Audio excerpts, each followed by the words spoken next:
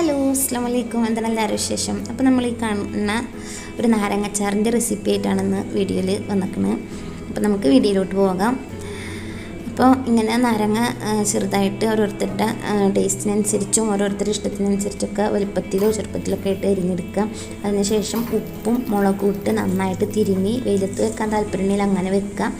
അതല്ല നമുക്ക് ഉള്ളിൽ തന്നെ വെച്ചിട്ട് ഞാനൊരു 10-20 മിനിറ്റ് കീപ്പ് ചെയ്തതിന് ശേഷമാണ് എടുക്കുന്നത്. നല്ല ചൂടായ ചട്ടിയിൽ എണ്ണ ചൂടായി വരുമ്പോൾ, അതായത് ഞാനിവിടെ സീസം ഓയിലൊന്നും ഉപയോഗിക്കുന്നത്, അത് ചൂടായി വരുമ്പോൾ കടുക്, പിന്നെ അതുപോലെ ഉലുവ, അത് പൊട്ടി വരുമ്പോൾ കായം പൊടി ചേർത്ത് കൊടുക്കുക. അതൊന്നും ലാസ്റ്റല്ല ചേർക്കുന്നത്, അത് ഒക്കെ എൻ്റെ സീക്രട്ടാണ്.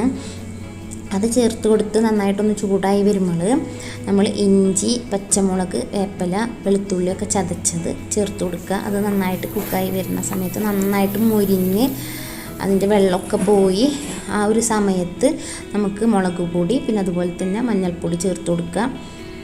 അങ്ങനെ ഞാൻ ആ ചതച്ച് വെച്ച അമ്മിക്കുട്ടിയിൽ ഞാൻ സ്വർക്ക ലേശം പാകി വെച്ചിട്ടുണ്ട്. അങ്ങനെ നന്നായിട്ട് മൂപ്പായി വരുന്ന സമയത്ത് നമുക്ക് നാരങ്ങയും കൂടി ചേർത്ത് കൊടുത്തിട്ട് നന്നായിട്ട് യോജിപ്പിച്ചെടുക്കണം.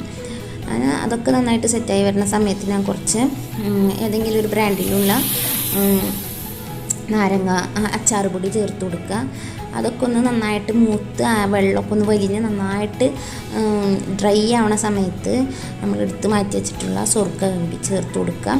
അതും നന്നായിട്ട് ഒന്ന് കുക്കായി വരുന്ന സമയത്ത് ബാലൻസ് ആയിട്ടുള്ള ഉപ്പൊക്കെ പാകാക്കി ചേർത്ത് കൊടുക്കുക. അങ്ങനെ നന്നായിട്ട് നമുക്ക് കൂടുതൽ ആവശ്യമുണ്ടെങ്കിൽ നമുക്ക് സ്വർക്ക ചേർത്ത് കൊടുത്തിട്ടൊന്നും കൂടി കുക്ക് ചെയ്തെടുക്കണം.